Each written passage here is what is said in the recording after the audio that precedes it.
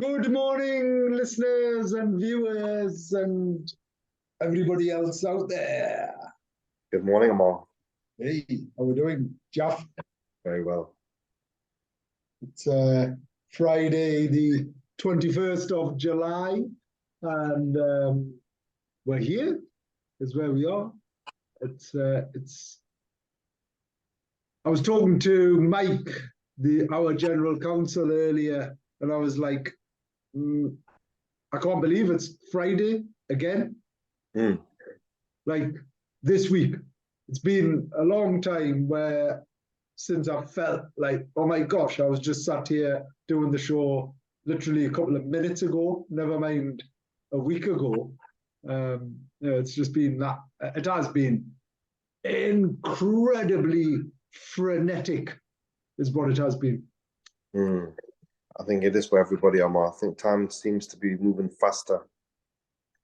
No, it does the older you get, but as in, it's been a while since. Anyway, good morning, listeners, viewers. You're listening to Ammar and Jalf, live on our weekly radio show on Spice FM. Each week we'll try and bring some views, news, and one or two clues from the business world. Asian Business Connections aims to connect, support, and promote the Asian and wider communities. And we'll be talking shop quite literally, not just corner shops, whether you're looking to start a business, have an existing business, or you just want to talk business, we can help. We can help. We can help. So it is Friday, the 21st of July. Why is that significant? Because school's out for summer. Excellent. Have you heard that song before? I think so. Oh my gosh, it's one of the most sort of prominent songs. Couldn't tell you who sang it. Couldn't tell you any more words to it. But I know it's a huge song. Anyway, yeah, so all the kids are breaking up. Everyone's sort of leaving, going places. I mean, all the private schools broke up 2 weeks ago. It's funny, isn't it? You put children into private schools, right? You pay for the privilege, and you end up spending more time with them. Yeah, well, you end up spending probably more time away from school, but hopefully the premise is that they're learning more whilst they are there. Yeah. I hope so, but I don't know. But anyway, kids are really excited,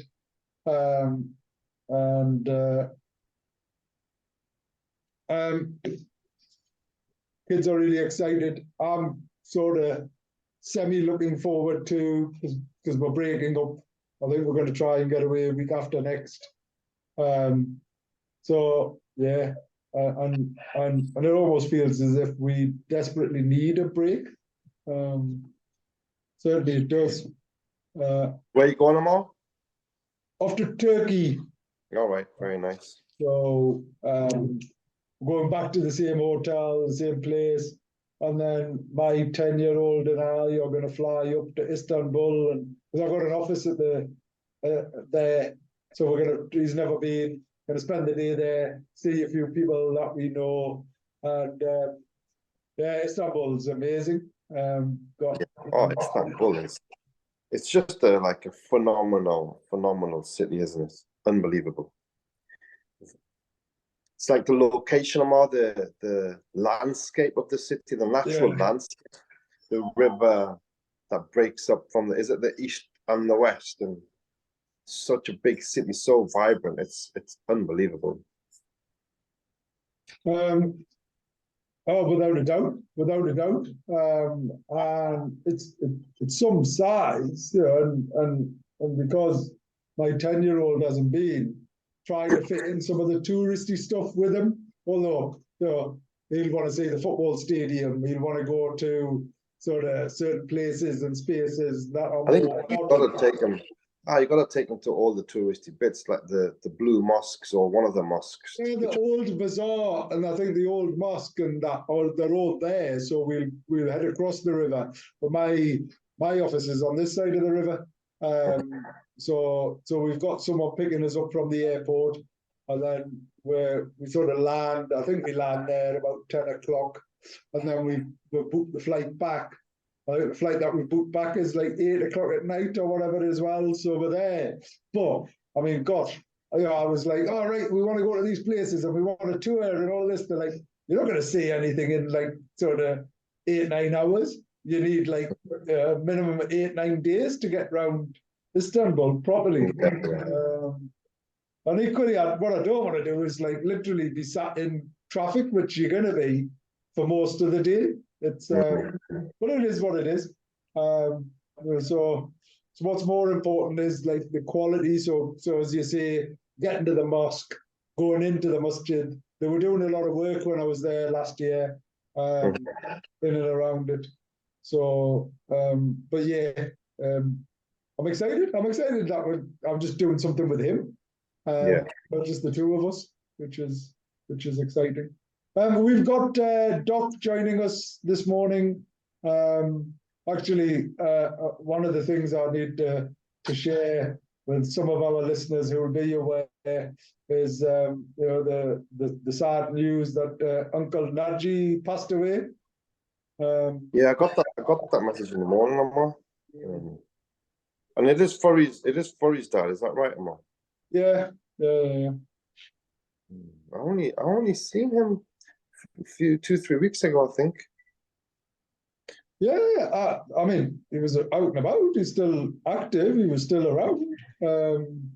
So that's. Yeah, well, it's a very old, established family in the city, and they've done their fair part in terms of the community and what they've done in business. Very, very accomplished family, done so well in business. Over the years, I think it's one of the very few. Well, in the very, very. I remember speaking to one of the uncles, Ammar, and I was just a bit fascinated about the houses where they used to live in one of the most well-known streets in Jasmine. Very, very well-to-do, worth lots and lots and lots of money. And they were telling me the story. Oh yeah, it was an extended family home. Two of the brothers moved in with their families and cooked together, lived together. Just a typical Asian family, and how they came from rags to riches in many ways, and just using they were savvy, they were intelligent, and they made the right moves in the business world, and they did very, very well for themselves. So it's sad for the community to see such a loss, because they've left their mark in the city for sure. Oh, without a doubt. I mean, gosh, so they're from the same place as us in Pakistan. So Saiwal, and Mum in particular was really close, because that's where Mum's family is. And Mum in particular was really close. Like we grew up, like if I remember any of the families, because that's one of the things that my memory is quite rubbish now as I'm getting older. But if I remember, we'd regularly see them, be with them, and even before that, my late father had because my late father was incredibly educated. He was a professor. When everyone came over, lots of people were illiterate. They couldn't speak English and things like that, and he'd supported them in a lot of their endeavors, and things like that. And when Dad set up the mosque and became the general secretary, obviously these were his friends and colleagues associated. So it's and obviously the other thing is the iconic location of Naji's stall. They used to do the markets, they used to do the shops, they then done clothes, and things like that, and then obviously got the food, and have done incredibly well. They've done very well. That was probably quite. It seems like the other day they probably had that for a good 20 years or so. Now, 98. Well, actually, 2000. Oh my God, no, it's probably 25 years they've had that Naji store, but they were way successful way before that in terms of I think they were in the rag trade, weren't they, more? Yeah. It just shows the diversity as well, because when you know business, you're able to apply it to different industries, and that's another talent that doesn't get spoken about in many ways, because to be able to move from one sector to another sector and be equally as successful, it just shows how dynamic that they were. Undoubtedly. And talking about dynamism and agility. Yeah, sorry, Doc, we were just paying our condolences in regards to Uncle Naji. Same here. I knew and loved him. He was a very good soul and very close to me. He used to always hug me and talk about what's going on and what's going on in their family, as if he was like a very close friend. I'm sorry to have lost him. So sorry. Yeah. So may God, Allah bless him and offer him peace.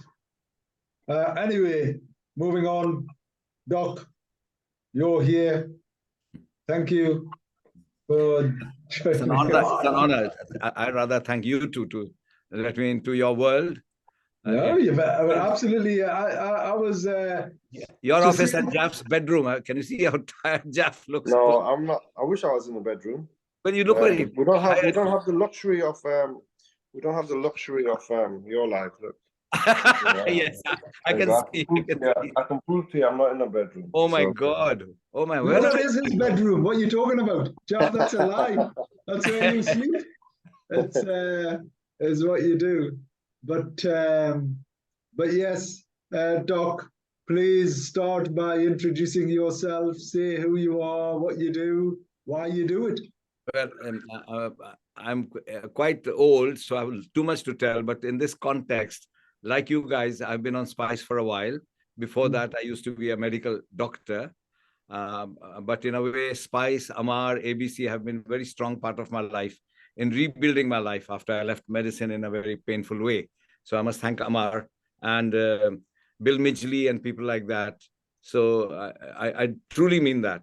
So yes, but over time, since I left medicine, I used Spice, and then I've joined a political party. And incidentally, I walked 1.499 million miles. So 1.5 million miles last year campaigning. I just like a challenge. When I get a challenge, I just go whole hog.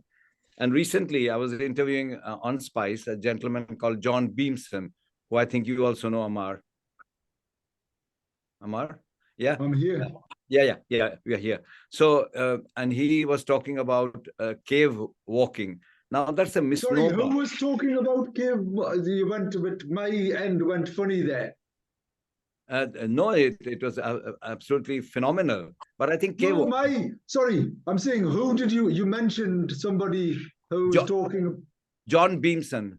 John Beamson. Sorry, Beamson. yeah. You also know, I think know him because you quoted his quotation. It's a great time to be alive. So when you saw, I think you have a hint of who he is. You know so many. No. I just watched the video. Oh, right. Okay, well, you bluffed me into thinking you knew the guy. I must have edited that message several times before sending it, because I realized the public audience I was in, and I'm always very careful and mindful as to what I say where. And it was going to end with Marjo, as in, can't believe Doc's like doing this type of thing is it's a great time to be alive. But it was, Jaf, you need to, Doc, have you got the video there for the benefit of all of our... I've sent it to you by... No, but can we play it on here? Are you able to play it? Because we're obviously broadcasting it, and if it's got some words... Okay. I mean, I don't know if the listeners would... I've forgotten how to put it into... I've got it on my phone, and therefore it's on here. I'll just play it in a crude way. No, we'll put it on there because we can share the screen is what we can then do. So can I send it to you and you share? No, only because then I'll have to... Come on, man. You're a technical guy better than me. Well, if you send it to this email, it just depends on how big it is, because I need it on my computer. is what I need. No, it's not that huge. It's only 2.18. Can you read the chat? If I put it in the email address is in this chat. Okay, I'll look at the chat. If you send it to that, I should be able to. Ammar.m Don't read it out to everybody else. Okay, at the Z Media. Here's the thing. Anyway, Jalf. So tell me, Jalf, while we're waiting for Doc's wonderful video, what's happening? I don't think you're tired. I don't think you look tired. Well, I don't know if I'm tired or not. I don't know. I don't feel tired anyway, but I could look tired though. No, it's been another week in the city centre. A lot of graduates out and about. I think it's coming to the back end of graduation PU season for the last 2 weeks. But it's been wonderful in Newcastle city centre, seeing all the families come into the city. I think it's been great. I'm just really, really proud to show people around the city when they ask about the landmarks and A, B, C, and D. And you know, when we send them over to the river, which is probably, you want everyone to kind of come to Newcastle from Grey Street onwards, just keep on walking down and come to the Millennium, go across the other side and come back by the swing bridge. I think it's really lovely walk for them. So generally, I think in the city centre, that's really what's been happening. As you said, the time's moving very, very quickly. I think, you know, the football season, I think it's only 2 weeks away. Literally, I think, yeah, it's about 2 to 3 weeks away now. And I think that's obviously going to bring the next wave of influx into the city centre when all the fans start to come back and the football season kicks off. And following that, you're going to have obviously the universities. So time, as you said, is going to fly, but at the moment, the city is kind of just there, along with the developments, you know, on the old Odeon Cinema complex, the new HMRC building is kind of moving forward really, really quickly. It is. There's so much going on. Doc, has that been sent? It's been sent as a link from YouTube because it's 276 MB. Oh, right. Okay. And YouTube and email only takes 20, doesn't it? It does. Well, no, I've increased mine to higher, but because I'm able to control how much I'm able to receive, but I cannot control how much you are able to send. So let me go down to this, and I'll apologize in advance for the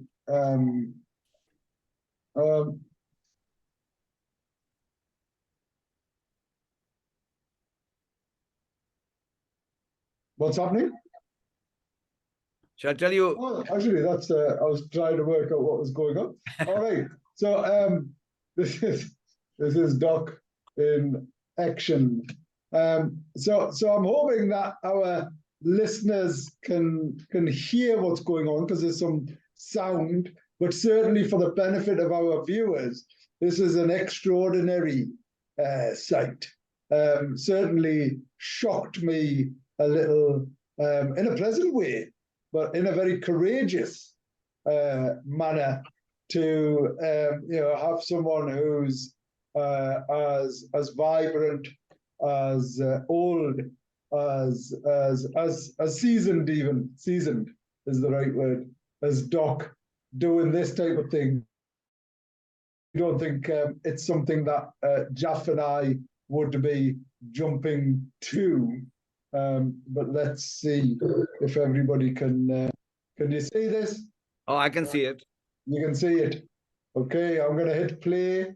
If it pauses, if it doesn't talk, I will talk over it just for the benefit of our listeners to showcase what is going on. But let's just see what happens here.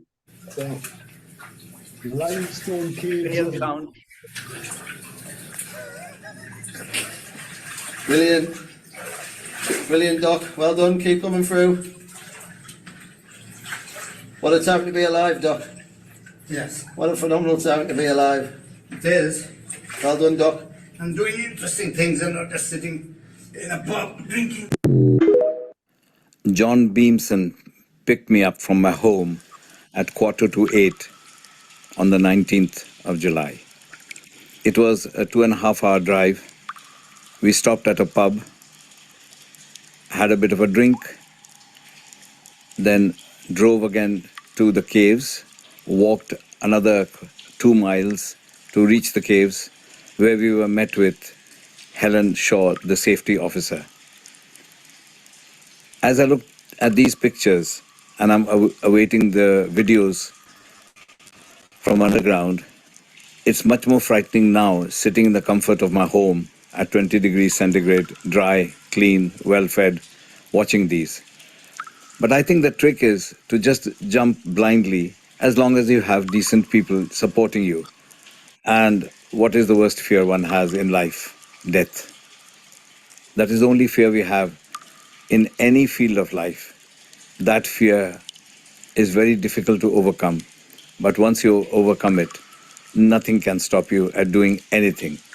Obviously, some things take more effort, more planning, more time. But when I see these pictures and these narrow gorges, but then there's the beauty inside the caves. We have the beauty of stalactites, stalagmites. There really wasn't enough time to sit and enjoy them. But when the videos come, I'll be having them too to show to you. And when you come out, what a great feeling. So the trick is join powerful, knowledgeable, helpful people, but then face your own fear. They are just buttressing you, supporting you, but you have to fight your fear.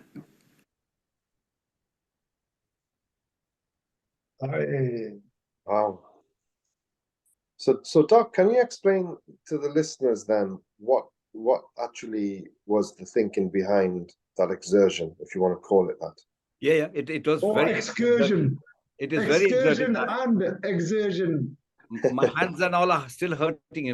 I walked a lot, but my arms don't do any exercise. Anyway, the thinking behind is, personally, I do a lot of feminine things, talking, group work, filming, all the gentle inside the house stuff.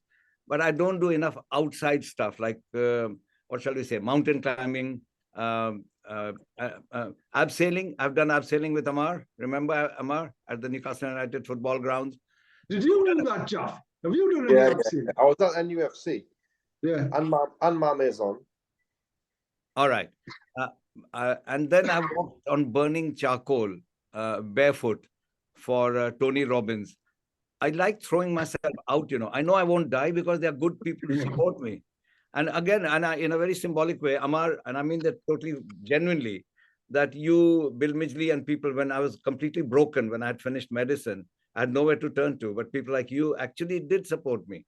You didn't make it obvious because you're not a softy who says, "Oh, darling, I'll look after you." You said, "Arey, marja," and you say all that. But inside, isn't it? But inside, you know better than me, Jalf, what a kind soul this guy is. And I don't think he's such a rough diamond that nobody dares tell him he's a sweetheart. So, but I'm telling you now that you are a very kind, soft, feminine person inside. Can you let my wife know? Yeah, I will, with pleasure. Right. Get on the phone to Louise. Because she gets all of my affection visibly, vocally, obviously. But anyway, Doc, you're very welcome. And equally, because we're sharing the love literally here, between us, the people that I appreciate and admire very much, or indeed people like your good self, and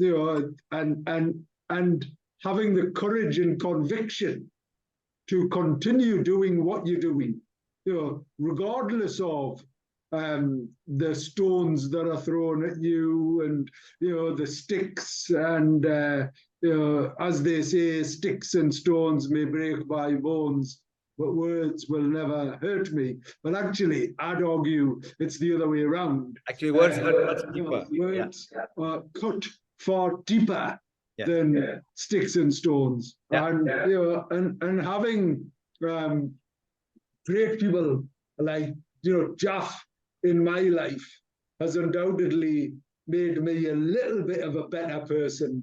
Only because he's constantly trying to say, Ammar, wake up and smell the roses and things like that. And I still prefer the sleepwalking that I do. But anyway, Doc, amazing, Vidya, and actually, I sort of am inspired by the fact you're out there doing this type of thing. So you shared with us the what. You haven't shared with us the why. Okay, can I tell you two powerful moments, the two most powerful moments in that 2 hours and a little before that really touched me. So John is a 6'2" kind of someone who takes, you must go, he does other things as well, like 40-kilometer walk and things that is very easy for. Amazing. Things that I'd love to do. Not. Yeah, well, he's called a CEO adventurer. He was, I don't want to walk 40K. I don't want to go down a dodgy hole. No, but he'll find something you want to do, but don't want to do. You wish you could, but he'll help you. Like one lady wants to climb the Michu Pichi or whatever it is. So he started by taking her to Yorkshire Dales. Then he'll take her to Ben Nevis. He's basically at that level. He's an army guy who's seen the comfort of coming out of the army. And on the show, he said, there is no army man, particularly in Britain, who doesn't grieve at what he's done after leaving the army. He said, I became an alcoholic, and my lady partner said, look, this is crossing the red line. I stopped alcohol that day, and I said, let's find a new world of discomfort. So he's learning. So he inspires me. He's only 39, but he's like my guru. So I was telling you two powerful things. When Helen Shaw came, I hug people. I'm not very Indian nowadays. I'm very English now. I hug people as English people do. She was slightly uncomfortable, so that's fine. But inside, I was slipping, and she stuck her hand out and pulled me up. She said, how does that feel? I said, it's like a baby's mother holding him strong. And she gave me a hug in the cave. It really touched her. It's fact, you're dying. All that romance and all that smile on your face would disappear if you were dying, my friend. Because the one place, it is 3 meters deep and very cold water. Can you imagine going blub, blub, blub, blub downhill? That was one. Secondly, and they've done this before, there was one part where it wasn't that dangerous, and they switched off all the lights, and John had his right hand on my shoulder. So with my feet, my left hand, and my helmet hitting the roof, I walked about 15 minutes, total pitch dark. And that moment, I felt such empathy for blind people. I can't tell you, because I was blind. I was totally blind at that time, and my knees are sometimes, and we got knee pads, but that sense of danger. And then I learned to trust more. All of us always thinking, why is he doing this? Now I said, just do it. I trust you. Okay, sometimes you make mistakes. Sometimes you had, but that doesn't mean I lose my innate love for people. Amazing. And I think pushing yourself. So one of the things that we regularly encourage and enable and empower, right, is people coming out of their comfort zones. Exactly. Right? Because coming out of your comfort zone helps you grow. And afterwards, you go, oh my gosh, that wasn't as scary as it was. Or you look back and say, oh my gosh, look how scary that was, as you're saying. But despite that, I've overcome that. Would you put yourself in that position again immediately? Possibly not, but you've done it, right? So you'd far better experiencing those things. And sadly, individuals and organizations, Doc, all they ever do is remain biased, prejudiced by their own fears, their own failures, their own restrictions, this is how this works, this is the only thing. So I think that's amazing. The reason why I was chuckling at this vision of sort of Helen Shaw saving your life, and this sort of picture of your analogy underwater. I was like, God, well, romanticism in a dark, dingy hole hasn't lost its way. So it's interesting where you can find affection. Is the thing. So amazing. So what next, Doc? I mean, being, I mean, it is not just that, the practice I joined, the last English doctor had committed suicide. And I was told by all my English friends who I was training with in the vocational training scheme until 82, don't go there. The fellow has killed himself. And I thought, I have to kill myself. Somebody can't kill me. And I joined the practice. And it was a wonderful practice. I make mistakes. I became bankrupt once for no fault of mine, for not being clever enough, because I'm not a business-like person. I'm too trusting. But life is like that, you learn. There's no mistakes, they're all learning. I believe that. I've been to Palestine. I'm not a Muslim or a Jewish person, so I have no tribal interest. Just go and see what happens. So for me, it's adventure. And I truly believe, unless you face your fears, why we born? I mean, there are other things I do, like I sing. I'm so scared of singing because my feelings come out. I actually start crying for Hindi song, but I'm singing for 2 years in the Pakistani Cultural Society. Really? Yeah. Muhammad Rafi songs, they sing the same songs. So it's finding a common bond. Doc, can I ask you? I went to my neighbour's daughter's wedding. Okay. And actually, I think it's one of the first, in recent times, one of the first Pakistani families' wedding that I've been to. I'll tell you what struck me. Go on. How come every single one of them, like Auntie G's, the younger ones, the older ones, they all know how to sing. And they know all the words to all the songs, and every single person, they were just handing the mic over to someone random that you saw, and they just go ahead and finish off or start that song off or finish that song off. Well, is that cultural? Part of the Indian subcontinent, which includes all of Bangladesh, Pakistan, India, all of it. Singing is considered normal, We have songs about smoking. मैं जिंदगी का साथ निभाता चला गया हर फिक्र को धुएं में उड़ा. I mean, this is a song about smoking. So we sing, and you being a Bengali descent, Bengali sing all the time. They don't sing in our weddings. Robindra Songit, Amar Sonar Bangla, Ami Tomai Bhalobashi, and so on. That's the national anthem. And in Pakistan also you got Bangla. Is that the national anthem? Jeff, do you know the national anthem? Yeah. Okay. That's the national anthem. What? No, do you know the national anthem? I know. I think I wouldn't know how to sing it, but I know some of it. Yes. Go on, try. Amar Shinar Bangla Amit Make Balobashi. I think that's all I know actually. The words that Doc just said. Okay. See, I know the national anthem. Sari dunya se acha. Oh, that's a national song. That is not the Pakistan's. Pak Sar Zami, that's the national anthem. No, but anyway, I was talking about Hindustan. That's not a Pakistan. Sare Jahan Se Acha is what unites India, Pakistan, Bangladesh, because that was a nationalistic song before independence, before we got divided and then given freedom. Yeah, and it's such a shame. It is such a shame, and that the division exists. Because imagine how amazing, Pakistan, Bangladesh, India would and could and should have been together. Yeah, it is such a shame, such a shame. But anyway, I think it will never happen, because we live in such divisive communities and countries. But wouldn't it be amazing if there was an immediate pact, between and all of a sudden it would be, a third of the world. Yes. A third of the world would be in that Indian subcontinent.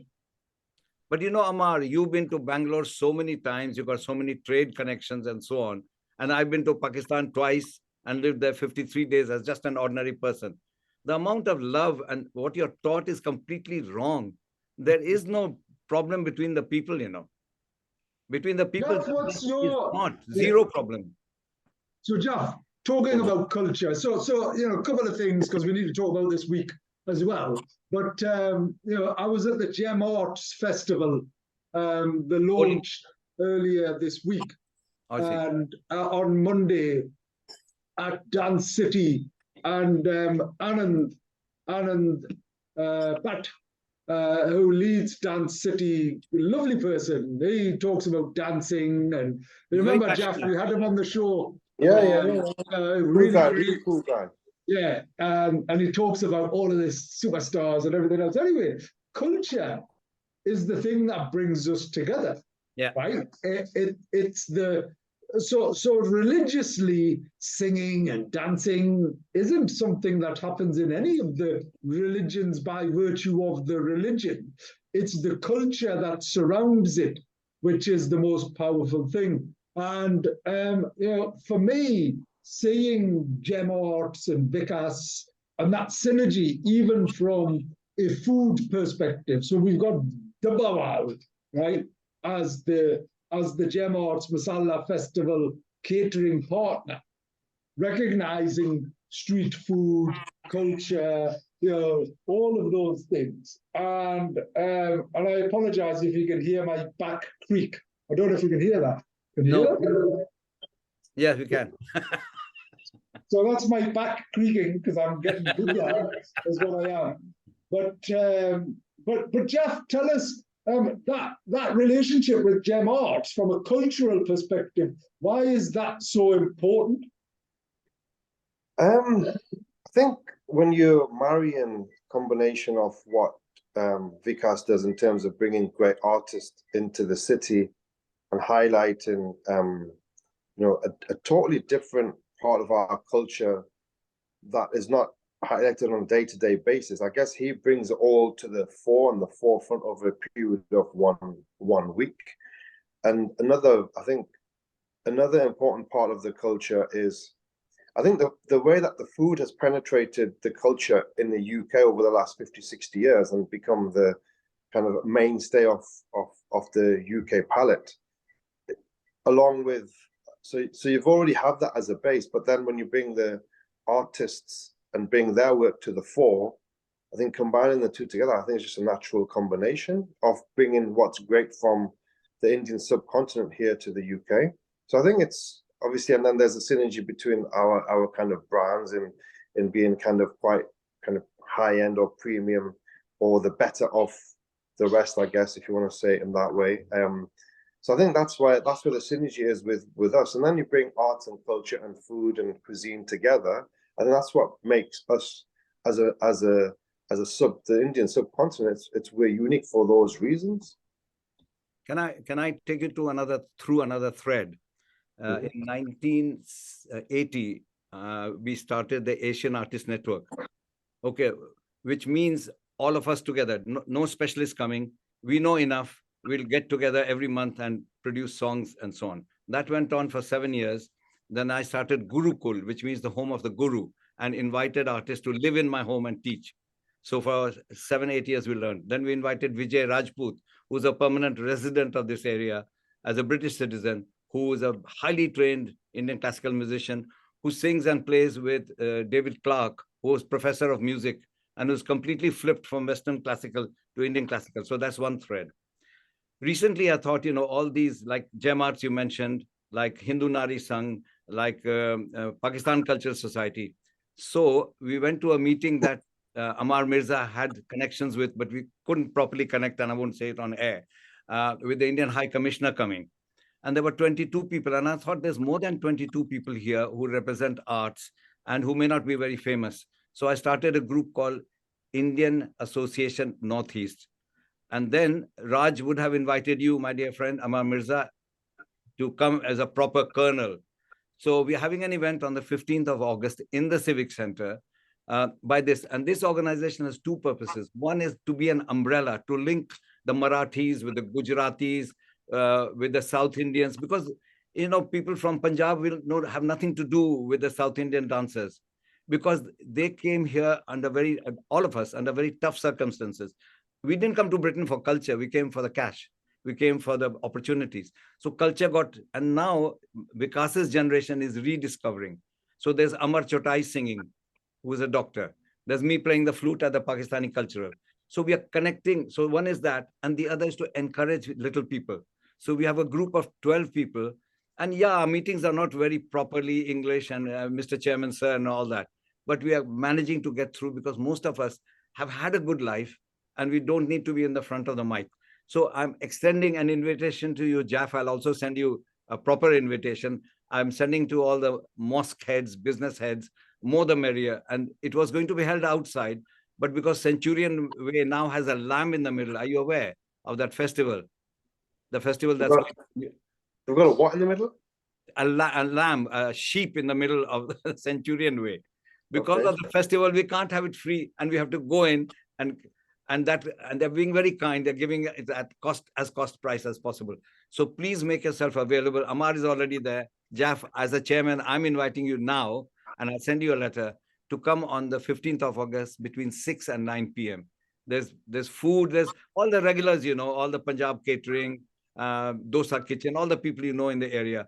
And there'll be dance, this and that from all regions of India. There'll be lots of people. There'll be lots of people in fancy dress like Ammar Mirza and his colonel stuff, I hope.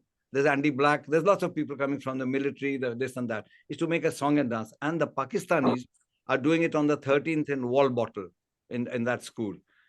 And, I'm like the ambassador between the two, like Ammar is for India and I would love to connect all these people, And I think we should carry a flag from Wall Bottle overnight and raise them together is what we should. And and then Jalf can sing his Balaboshi. Balabashi. Balaboshi. Balabashi. Bala. Bashi. Balabashi means I love you. So when you see a Bengali girl, just keep saying Balabashi. I realize that. That's the Not only word I know. Balabashi. That's the only word I know. Is actually talking about language. My 10-year-old and I have started learning Arabic, right? In the Beacon and using Duolingo. Have you come across this app? No. It's called Duolingo, and it's incredible. It's like a gamification. You learn a letter, you learn a word, and it shows you the word, and then you have to press what button relates to. Anyway, it's incredible learning app on your phone, and we've got this competition where we do 5-10 minutes every day, and it's really quite competitive, but it's good because it's reinforcing it. And what's so interesting is, Doc, I don't know if I've mentioned this previously. I know I've mentioned it, but every single Muslim in the world, right, is taught how to read Arabic. Yeah? So every single Muslim is taught. No, they are taught to remember the Quran. You are doing the better thing because you're going to understand the Quran by learning Arabic. Well, all right. So the point is, every single word in Arabic is in the Quran, is what it is. Yeah. So what I'm saying is every single Muslim in the world is taught how to read Arabic. Yes. Right. Yeah. So you start with the alphabet, the Arabic, and it's not dissimilar to the Urdu alphabet either, so the Alaf Anar, Be, Bakri, Alaf, Be, Bakri. Whatever is the thing. Bakri. Is the thing. So you're taught these things, but it is shocking that you're not taught how to understand and speak it. Yes. Yeah. And from an educational perspective, yes, right, it's a consideration that nobody here has thought about, right? So in all of our masjids in particular, whether it's the Bangladeshi, whether it's the Pakistani, which are the most prevalent mosques in the UK, the first one being in Woking, in Surrey. That's an interesting thing, isn't it? and there was 2 mosques.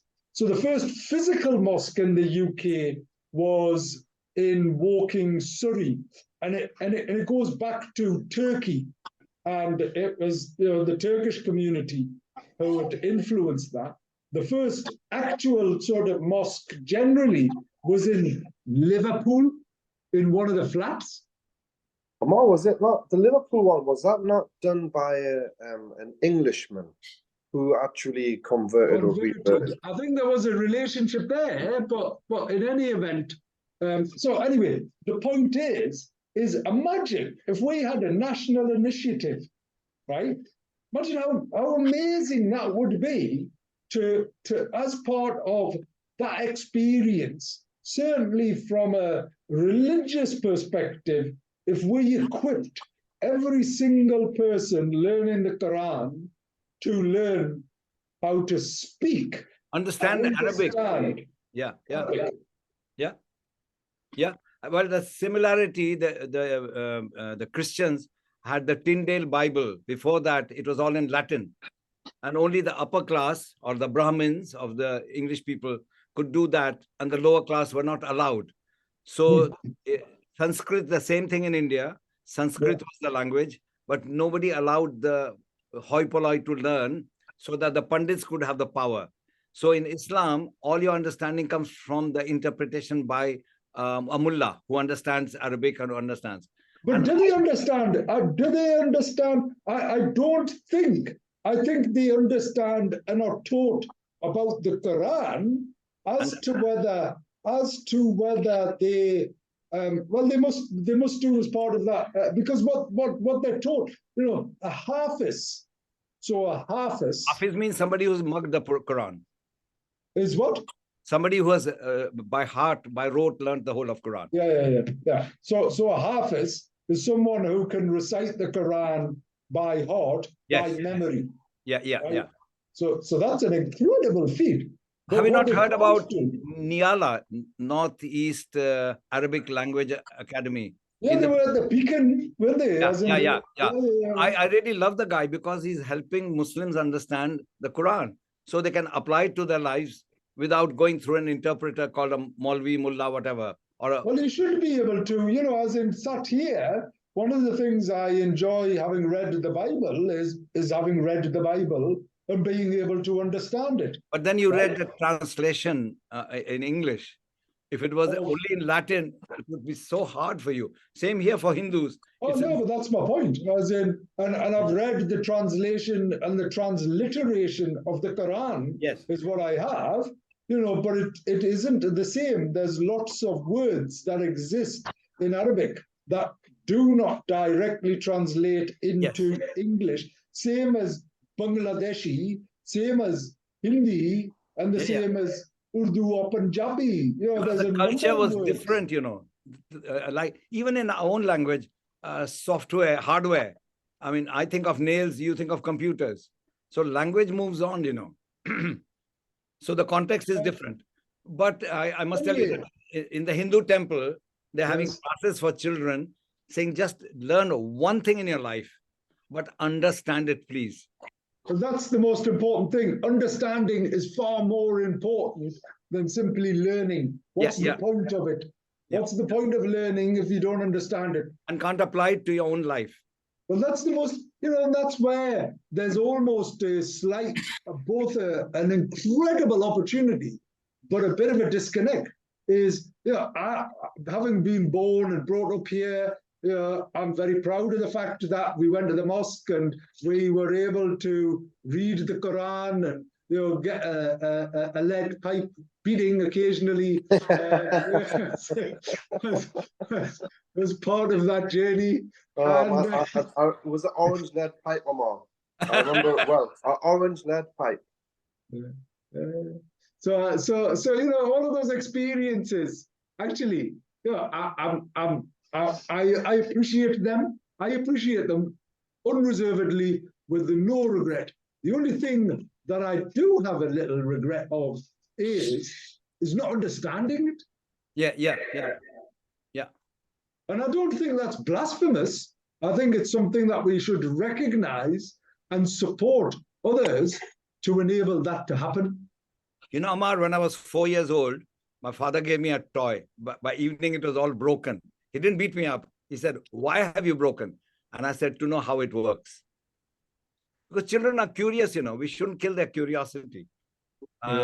Isn't I it? would have like, if you were, I'm glad you remember 4-year-old. I can't remember what I've done 40 years. I can't remember what I've done 4 hours ago. You know, No, I do remember. And I've got lots of, my father was a photographer, so I've lots of pictures that make you. look Oh, at that's it. so nice. So, I mean, actually, Jalf, what's your first memory? Gosh, I think my uncle thrown us into the bathtub with my brother with a couple of ducks. In Bangladesh. No, here in the UK. Oh, There's no bats in Bangladesh, man. Doc. What But are the you ducks talking in about? Bats Bangladesh. in Bangladesh. You got those. You got those communal pools in Bangladesh, man. Not a bat. You got lakes. You got millions of lakes. Yeah. Yeah, you got lots of fish. Anyway, Doc, so what was your first memory then? My actual first, I've got pictures, so it's a bit fake. My actual first memory is going into the kitchen at the age of 3.5 with my sister 1.5 sitting on the trike. And I'm going in the kitchen and the cook, you know, Brahmin cook. And in India, in those days, everything was on the floor. And they said, don't. And going over boiled potatoes with my bike and spoiling them. With my bike in the kitchen. Oh, yeah.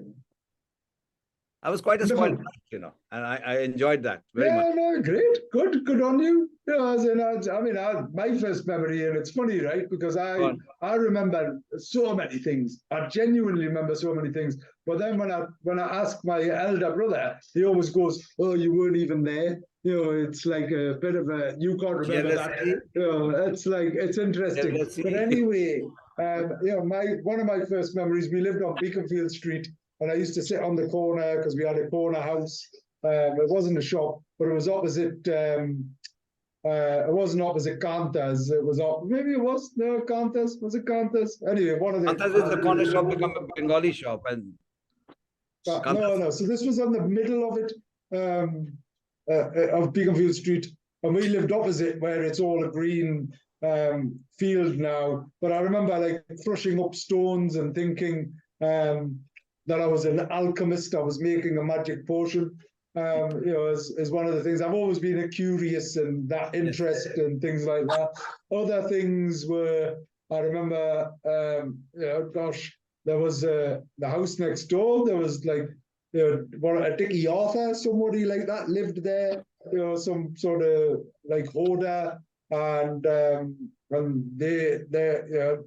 Anyway, there's lots of different memories, but my earliest one was that Shane and some other racist thug with an Alsatian. I remember him because on the other side of the road of Beaconfield Street on off Stanhope Street, that's where they used to live, and the chasers in the park with their kutta, you know, and things like this.